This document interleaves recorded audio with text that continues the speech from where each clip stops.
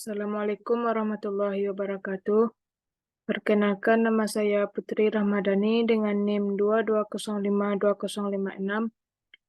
Di sini saya akan mempresentasikan materi tentang administrasi sarana dan prasarana. Yang pertama, pengertian administrasi sarana dan prasarana. Administrasi sarana dan prasarana pendidikan adalah semua komponen yang secara langsung maupun tidak langsung menunjang jalannya proses pendidikan untuk mencapai tujuan dalam pendidikan itu sendiri.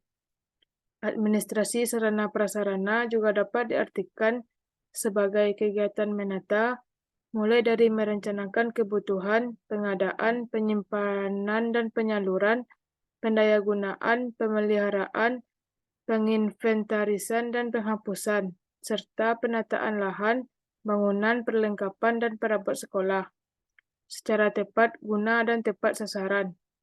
Lahan atau site yang dimaksud yaitu letak atau lahan gedung atau bangunan sekolah atau lembaga pendidikan. Yang kedua yaitu proses administrasi sarana dan prasarana. Yang pertama yaitu adanya proses perencanaan. Proses perencanaan ini adalah suatu proses analisis dan penetapan kebutuhan yang diperlukan dalam proses pembelajaran, sehingga muncullah istilah kebutuhan yang diperlukan atau primer dan kebutuhan yang menunjang. Perencanaan dan penentuan kebutuhan barang di sekolah didasarkan pada hal-hal berikut. Yang pertama, pengisian kebutuhan barang sesuai dengan perkembangan sekolah.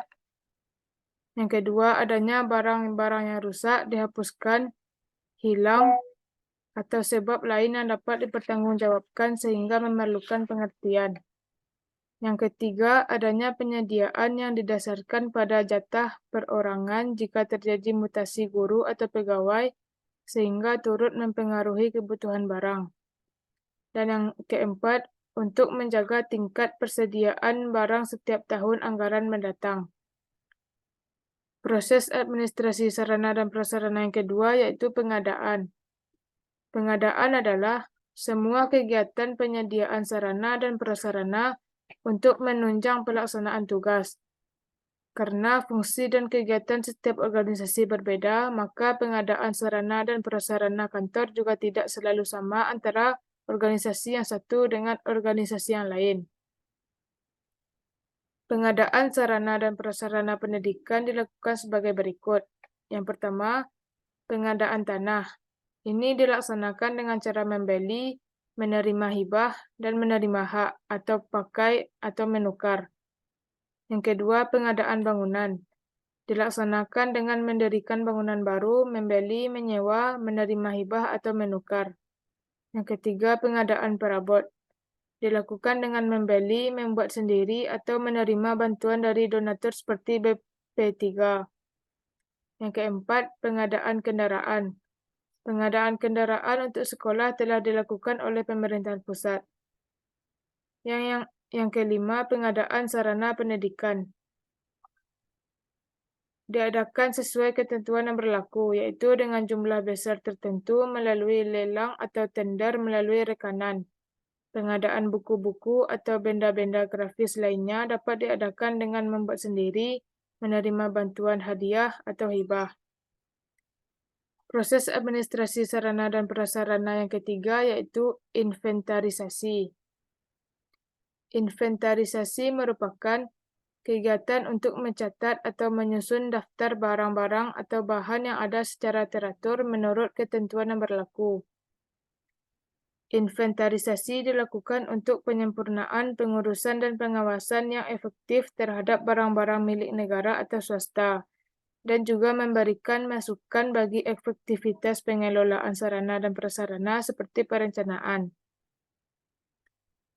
Tujuan inventarisasi sarana dan prasarana antara lain yang pertama, agar peralatan tidak mudah hilang. Yang kedua, adanya bukti secara tertulis terhadap kegiatan pengelolaan barang sehingga dapat dipertanggungjawabkan. Yang ketiga, memudahkan dalam pengecekan barang. Yang keempat, memudahkan dalam pengawasan. Dan yang kelima, memudahkan ketika mengadakan kegiatan mutasi atau penghapusan barang. Proses administrasi sarana dan prasarana yang keempat yaitu penyaluran. Penyaluran merupakan kegiatan yang menyangkut pemindahan barang dan tanggung jawab dari instansi atau pemegang yang satu kepada instansi atau pemegang yang lain.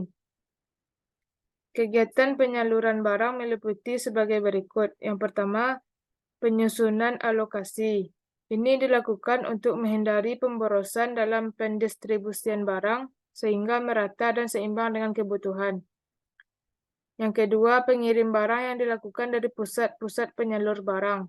Yang ketiga, penyerahan barang. Dalam penyerahan barang ini tidak lupa untuk mengisi daftar penyerahan barang, surat pengantar, faktur, tanda terima penyerahan barang, biaya pengiriman, dan sebagainya. Proses administrasi sarana dan prasarana yang kelima yaitu pemanfaatan dan pemeliharaan.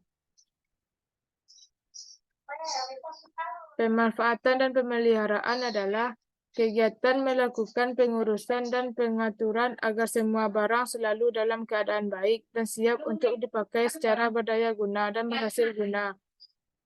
Pemeliharaan adalah suatu kegiatan dengan pengadaan biaya yang termasuk ke dalam seluruh anggaran persekolahan dan diperuntukkan bagi kelangsungan building, equipment, dan furnitur termasuk penyediaan biaya bagi kepentingan perbaikan, pemugaraan, atau penggantian.